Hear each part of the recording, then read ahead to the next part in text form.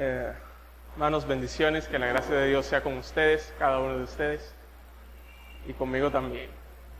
Vamos a orar. Señor que estás en el reino de los cielos, gracias te damos nuevamente por el tremendo privilegio que nos has dado de reunirnos aquí, adorar y glorificar tu nombre, exaltar el nombre que es sobre todo nombre, exaltar el nombre de aquel que es digno de la honra y el poder, nuestro gran Dios y Salvador Jesucristo.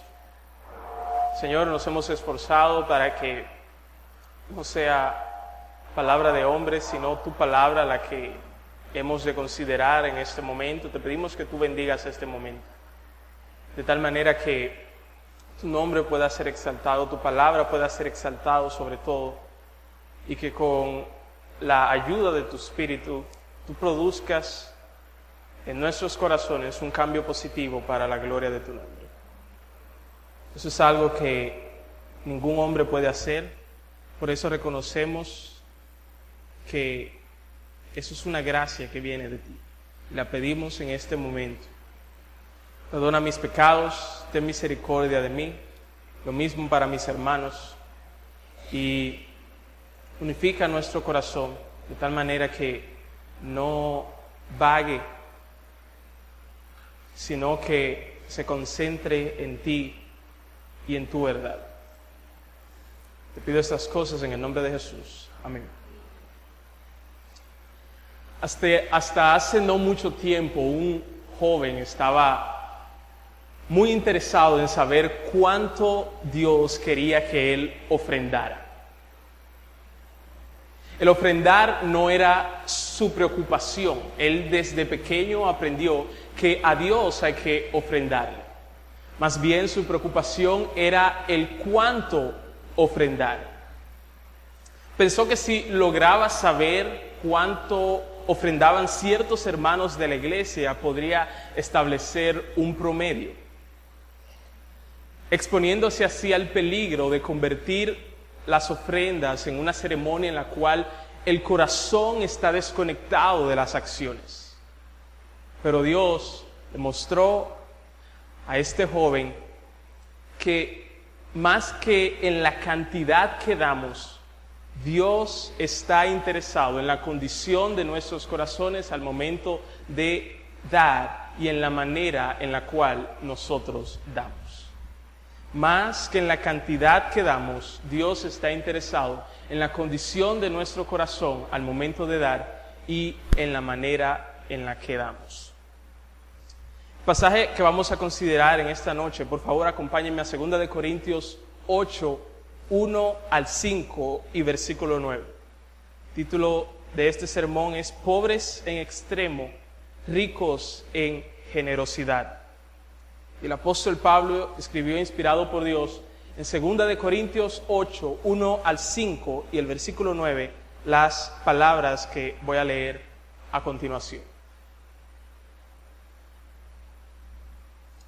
Asimismo, hermanos, os hacemos saber la gracia de Dios que se ha dado a las iglesias de Macedonia, que en grande prueba de tribulación, la abundancia de su gozo y su profunda pobreza abundaron en riquezas de su generosidad.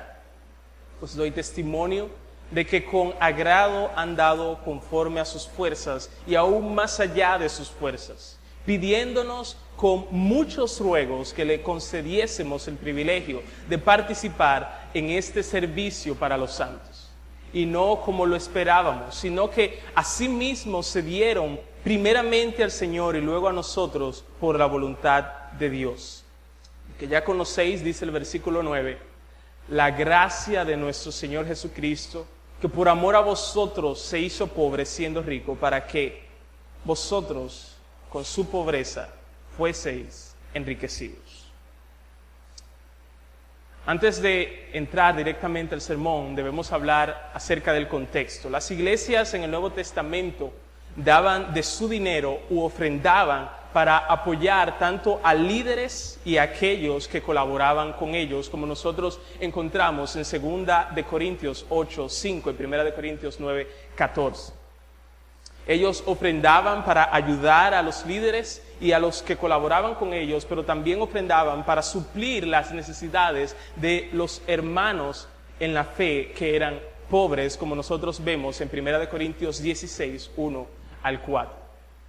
Y los principios que nosotros vamos a considerar en esta noche se aplican tanto a lo que hoy nosotros conocemos como las ofrendas. ¿Y qué es eso que hoy nosotros conocemos como las ofrendas? Bueno, los cristianos dan de su dinero, los oficiales asignados de la iglesia lo administran, dando parte de este dinero a los líderes o los que trabajan para la iglesia y a los hermanos pobres. Eso es lo que nosotros hoy conocemos como las ofrendas. Y vuelvo a repetir, los principios que vamos a considerar esta noche se aplican tanto a lo que hoy conocemos como las ofrendas, pero también se aplican al dar en un sentido más amplio de todo creyente o de todo cristiano.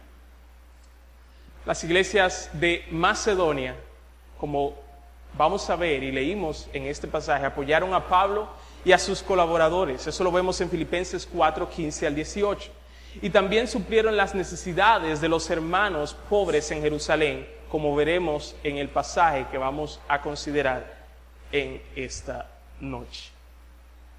Pasemos ahora a ver la gracia y las iglesias de Macedonia. El pasaje bíblico comienza con Pablo, inspirado por Dios, queriendo dar a conocer algo a los cristianos de toda época y de todo lugar, aunque principalmente él se está dirigiendo a los cristianos en Corinto. Y la pregunta es, ¿qué es eso que se quiere dar a conocer? ¿Qué es eso que se quiere dar a conocer? Y alguien podría responder rápidamente, bueno, lo que hicieron las iglesias de Macedonia. Pero responder de esa manera es responder incorrectamente. Nótese que el versículo dice, el versículo 2, os hacemos saber la gracia de Dios que se ha dado a las iglesias de Macedonia. Lo que Pablo quiere dar a conocer aquí es lo que la gracia de Dios ha hecho a través de las iglesias de Macedonia. Y hermanos y amigos, no perdamos esto de vista a medida que nosotros avancemos en este sermón. El énfasis aquí no está en las increíbles cosas que hicieron las iglesias de Macedonia, como si todo, absolutamente todo, se tratara de ellas. Como si se tratara de una actitud natural en ellas. No es allí que está el énfasis. El énfasis en este pasaje está en la gracia de Dios obrando a través de las iglesias de Macedonia. El énfasis en este pasaje está en cómo lucen aquellas iglesias en las cuales la gracia de Dios está obrando. Por lo tanto, al final del día, no son las iglesias de Macedonia las que se llevan la gloria, sino Dios. Y si queremos hablar de gloria, la gloria de las iglesias de Macedonia no estaba en ser los autores de esta gracia, sino en ser los receptores inmerecedores de esta gracia de Dios.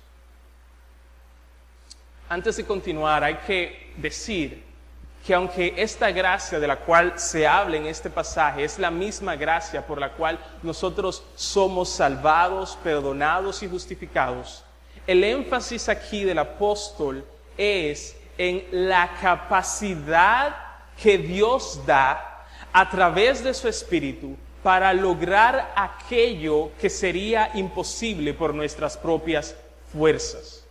Ese es el énfasis que está dando aquí Pablo.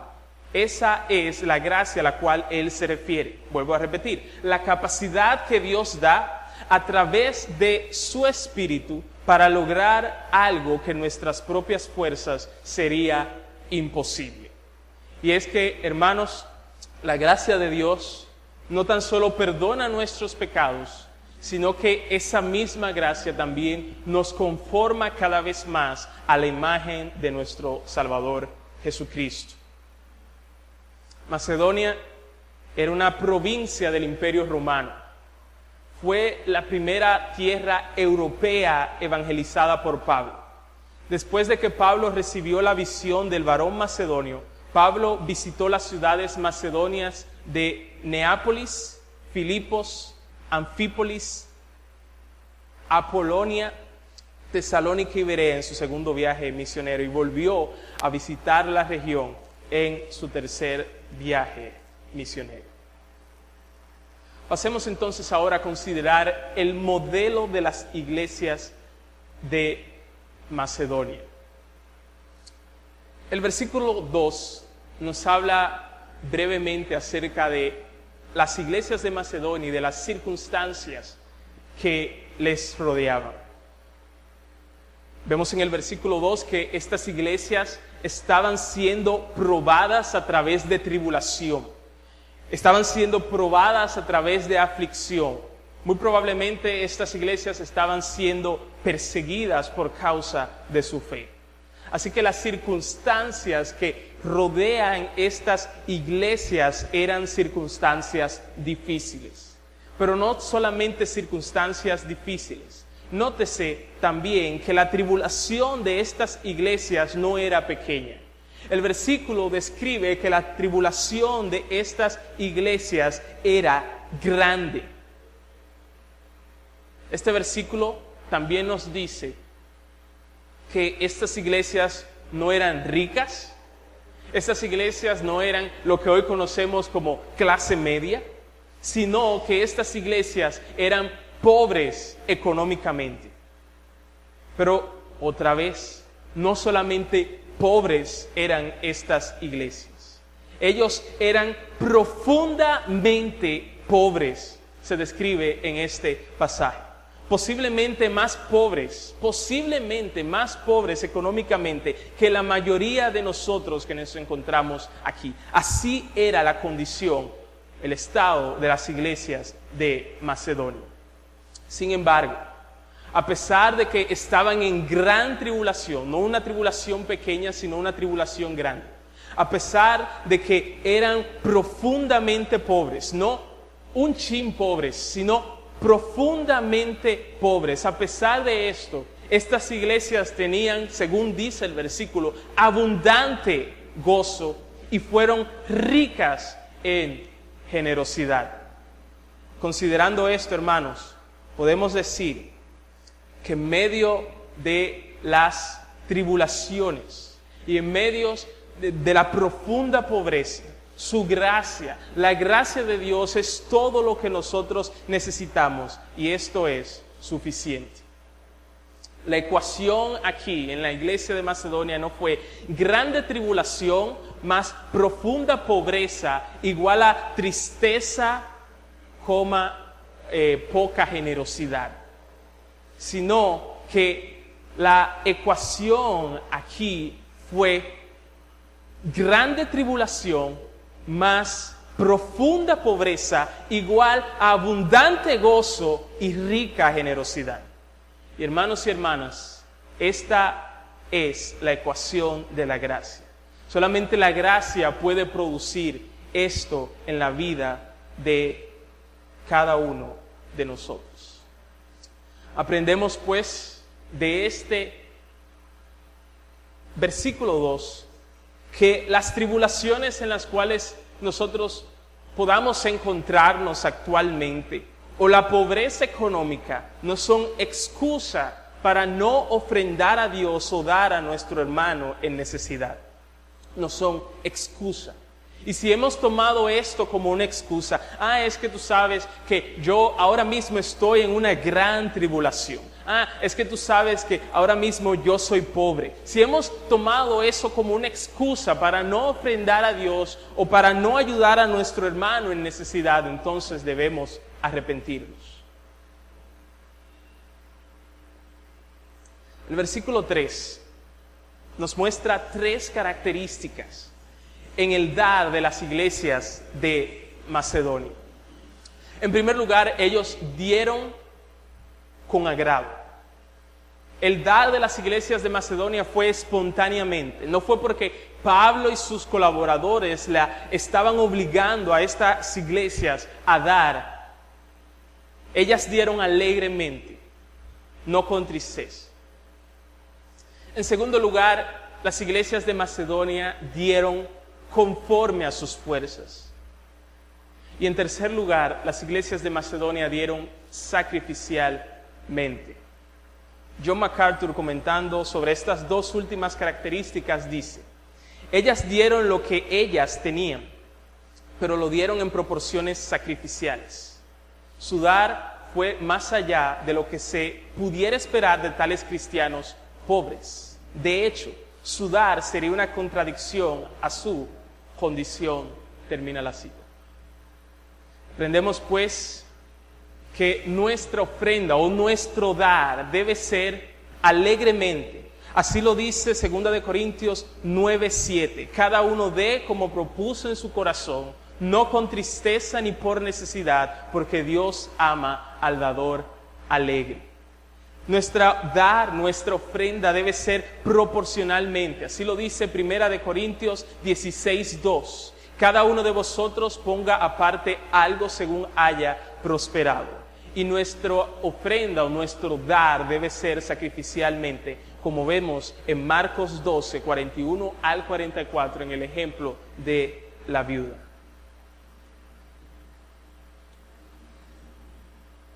Ahora imaginemos por un momento una iglesia en la cual no son los pastores que le están pidiendo a la congregación que ofrende, sino que es la congregación que le está pidiendo a los pastores que le permitan ofrendar. Bueno, eso es lo que nosotros encontramos en el versículo 4. Aquí no son Pablo y sus colaboradores los que están pidiendo a las iglesias de Macedonia que participen de este servicio para los santos. Más bien, son las iglesias de Macedonia, las mismas que estaban en gran tribulación y eran profundamente pobres. Esas mismas iglesias son las que ahora le están pidiendo, y no solamente pidiendo, aún más, rogando a Pablo y a sus colaboradores que le permitan participar de este servicio. ¿Ustedes pueden imaginarse eso? Es como si las iglesias en Macedonia hubieran dicho a Pablo y sus colaboradores: sí, nosotros estamos ahora en una gran tribulación, sí, es cierto que nosotros somos profundamente pobres, pero por favor, déjenos participar de este servicio a los santos.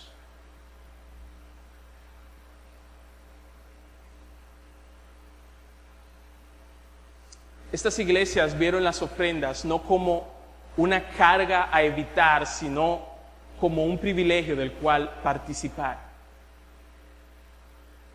Aprendemos pues que debemos ver las ofrendas o el dar como un privilegio del cual Dios nos llama a formar parte.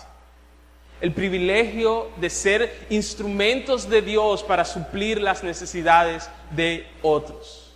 El privilegio de experimentar lo que dice la palabra, que más bienaventurado es dar que recibir. El privilegio de ver cómo se cumplen las promesas de Dios para todos aquellos que dan.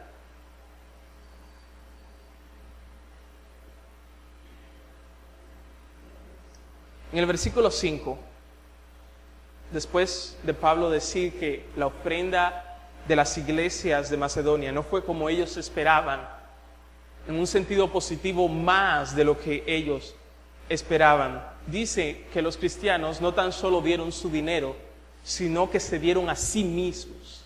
Ellos dieron su tiempo, ellos dieron sus fuerzas, pero ellos lo dieron en el siguiente orden.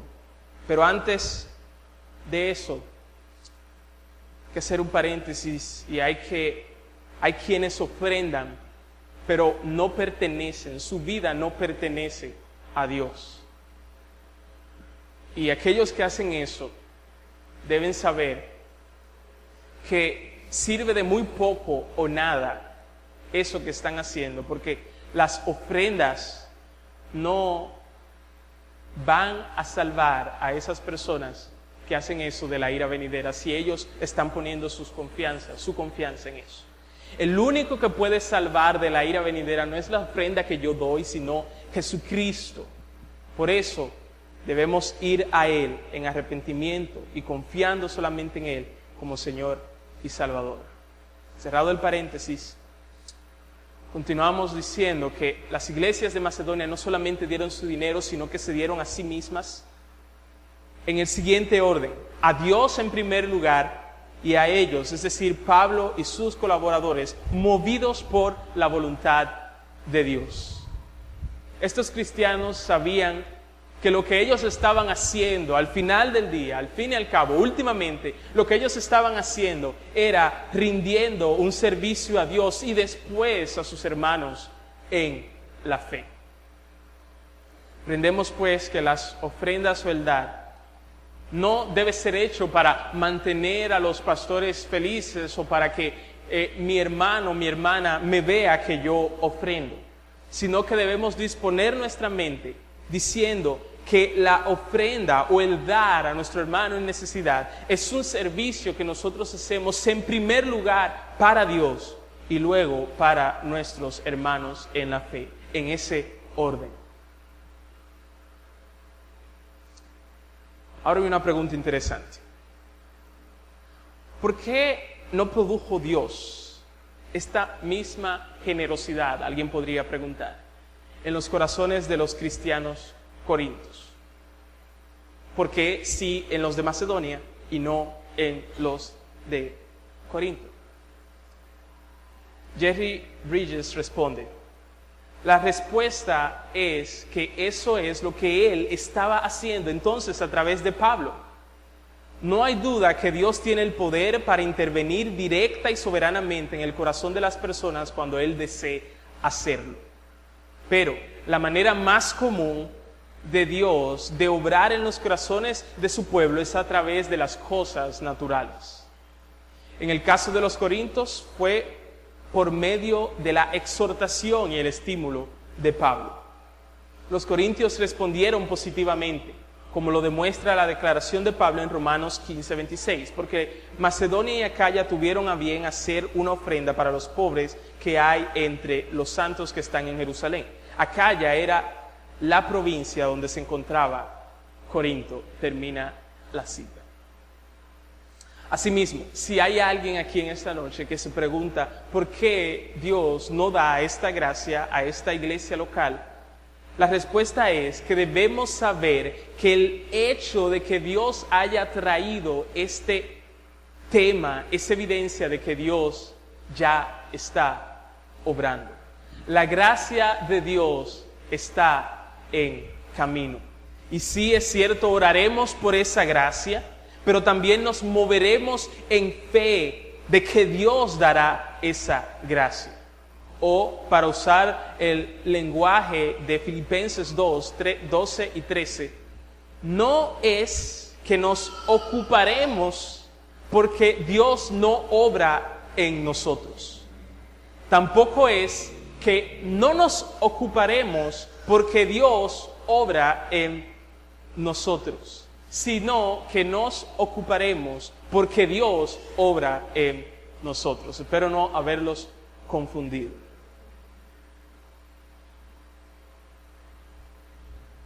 Pasemos a considerar ahora el modelo de Jesucristo, versículo 9.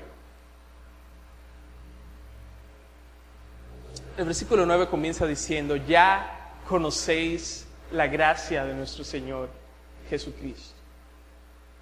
Es interesante que en el versículo 1 Pablo dice: queremos hacer saber de la gracia de Dios que ha sido dada a las iglesias de Macedonia. Pero en el versículo 9 Pablo dice: ya conocéis la gracia de nuestro Señor Jesucristo. Esa gracia que fue dada a las iglesias de Macedonia es la gracia de nuestro Señor Jesucristo. A las iglesias de Macedonia les dieron esa gracia. Jesucristo es el dueño de esta gracia. Las iglesias de Macedonia fueron receptoras de esta gracia. Ellas recibieron esta gracia, pero Jesucristo es el autor de esta gracia. Esa gracia se reflejó en las iglesias de Macedonia, pero Jesucristo es la esencia misma de esta gracia. Señor Jesucristo fue rico desde la eternidad. Él es Dios en esencia, omnisciente, no hay nada que Él no sepa, omnipresente, no hay ningún lugar en el espacio en el cual Él no esté con todo su ser, todopoderoso, todo lo que Él quiere hacer lo hace, todo sabio Dios. Él es Dios desde la eternidad. Y siendo Él creador de absolutamente todas las cosas que existen, como dice Juan 1:3, todas las cosas por Él fueron hechas. Así sin Él nada de lo que ha sido hecho fue hecho. Siendo Él el sustentador de todo, como dice Hebreos 1:3, y quien sustenta todas las cosas por la palabra de su poder. Siendo Jesucristo el dueño del oro y la plata, como dice Ageo 2:8. Mía es la plata y mío es el oro, dice Jehová de los ejércitos. Siendo Él el único que no tiene absolutamente necesidad de nada ni de nadie, como dice el Salmo 52. Si yo tuviese hambre, no te lo diría a ti, porque mío es el mundo y su plenitud. Siendo rico, Jesucristo se hizo pobre. Filipenses 2, no estimó el ser igual a Dios como cosa a que aferrarse, sino que se despojó a sí mismo, tomando forma de siervo, hecho semejante a los hombres, y estando en condición de hombre, se humilló a sí mismo, haciéndose obediente de muerte, hasta la muerte, y muerte de cruz. Él dejó a un lado toda su riqueza y se hizo 100% hombre. Pero no cualquier hombre. No fue cualquier hombre que Él se hizo, sino que se hizo literalmente un hombre pobre. Él no nació en una clínica. Él nació en un establo. Al nacer a Él no lo acostaron en una cama. A Él lo acostaron en el lugar donde ciertos animales comen. Cuando Jesús fue presentado en el templo, sus padres ofrendaron a Dios como gente pobre. Su padre no fue el dueño de una cadena multimillonaria de tiendas, sino que fue simplemente un carpintero. Y Jesucristo mismo dijo que no tenía dónde recostar su cabeza. Y cuando Él murió en la cruz,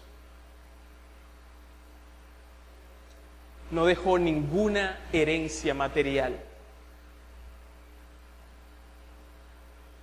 ¿Qué pasó aquí? ¿Qué fue lo que pasó aquí? ¿Cómo alguien rico llega a convertirse en pobre? ¿Cómo alguien que es el dueño del oro y la plata y que no tiene necesidad absoluta de nadie, ahora es alguien que ni siquiera tiene dónde recostar su cabeza? Jesucristo ni perdió su riqueza, ni se la arrebataron. Él no la perdió, a Él nadie se la arrebató, sino que, como dice el versículo, por amor a vosotros, a ti y a mí, por amor a vosotros, a ti y a mí, por amor a vosotros, se hizo pobre siendo rico. Fue amor por ti lo que había en su corazón. Fue amor por mí lo que le impulsó a seguir adelante a pesar del alto precio. ¿Y para qué Él, siendo rico, se hizo pobre? Para que a costa de su pobreza nosotros seamos enriquecidos. Y aquí hay que hacer otro paréntesis. Esta riqueza no son riquezas materiales, ya que las iglesias de Macedonia eran pobres económicamente hablando, como vimos. Pero sin duda alguna estas iglesias, como parte de la Iglesia Universal de Dios, habían sido enriquecidas por Dios, por Jesucristo. Así que Jesucristo, a costa de la pobreza de Jesucristo, nosotros somos enriquecidos con toda bendición espiritual. El Hijo de Dios se hizo hombre para que los hombres pudieran ser hijos de Dios. Jesucristo, siendo en forma de Dios, se despojó a sí mismo y tomó la forma de un hombre siervo para que nosotros algún día seamos vestidos de incorrupción e inmortalidad. Para Él no se halló lugar en el mesón, pero ciertamente, como Él dijo, Él prepara un lugar para nosotros en la casa de su Padre. Jesús nació de una mujer y nació bajo la ley para redimir a aquellos que estaban bajo la ley. Jesús no tuvo dónde recostar su cabeza para que nosotros pudiésemos encontrar reposo en Él. Jesucristo padeció siendo tentado para socorrer absolutamente todos aquellos que son tentados y acuden a Él.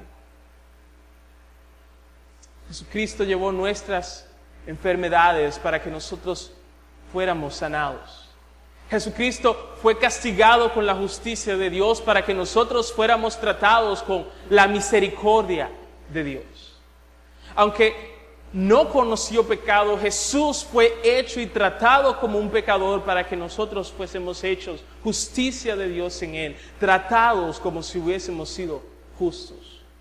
Jesús cargó nuestros pecados para que nosotros fuéramos salvados. Jesús bebió la copa de la ira de Dios para que nosotros tomáramos de su plenitud y gracia sobre gracia. Jesucristo fue castigado, azotado, herido, abatido y molido para que nosotros tuviésemos hoy paz con Dios. Jesucristo gritó: Dios mío, ¿por qué me has desamparado? Experimentando la esencia misma de lo que es el infierno, la separación de Dios, para que nosotros hoy tuviéramos seguridad de eterna salvación y pudiéramos cantar hoy que nada ni nadie nos podrá separar de su amor. Jesús fue hecho maldición para que nosotros fuéramos bendecidos, como dije anteriormente, con toda bendición espiritual en los lugares celestiales. Jesús murió para que nosotros tuviéramos vida eterna. Y Jesús hizo todo esto para que nosotros alabemos la gracia de Dios para siempre, mientras nos gozamos en su presencia. A costa de su pobreza, nosotros somos bendecidos con todas estas bendiciones espirituales. Como hemos visto, una de las bendiciones espirituales con la cual fuimos enriquecidos, según Efesios 1:5, es ser adoptados hijos suyos. Y al ser hechos hijos de Dios, y al ahora tener un Padre que se ha comprometido a suplir todas las necesidades de los suyos, podemos buscar su reino y su justicia, aplicado a lo que estamos considerando en esta noche. Debido a que Dios es nuestro Padre y debido a que Él se ha comprometido a suplir nuestras necesidades, podemos ofrendar a Dios, podemos dar a nuestros hermanos en necesidad, sin afanarnos por qué comeremos o beberemos o por lo que vestiremos. ¿Por qué? Porque el Dios que alimenta a las aves del cielo y viste a la hierba del campo, aún no siendo Él su Padre, es decir, el Padre de las hierbas del campo y de las aves de los cielos, pero si Él las alimenta, sin duda alguna, Él alimentará y vestirá a sus hijos. Y esta verdad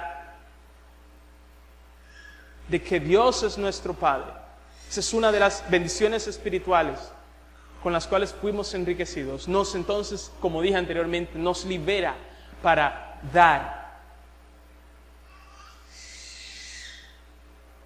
El apóstol Pablo presenta a Jesucristo no tan solo como un estímulo para dar, sino también como el ejemplo de que el amor se muestra como sincero cuando se da. Aprendemos pues que nuestro amor por Dios en primer lugar, como hemos visto, y por nuestros hermanos en la fe, se muestra como sincero, se muestra como verdadero al ofrendar o dar. Y mi estímulo final es que demostremos la sinceridad de nuestro amor por Dios y por nuestro hermano de esta manera, recordando que nada es demasiado al lado de aquel que siendo rico se hizo pobre por amor de nosotros. Vamos a orar. Señor, gracias por tu palabra. Tu gloriosa palabra en vasos de barro. Te pedimos que ni yo ni nadie haya sido un obstáculo para que la verdad de tu palabra llegue a los corazones. Y te pido que por tu Espíritu tú obres en nosotros. Nosotros confiamos que tu gracia está en camino, que ya tú estás obrando en nosotros. Por eso daremos enfocada nuestra mente, que es un servicio a ti, y por amor a ti, también por nuestros hermanos. Gracias por nuestro Señor Jesucristo,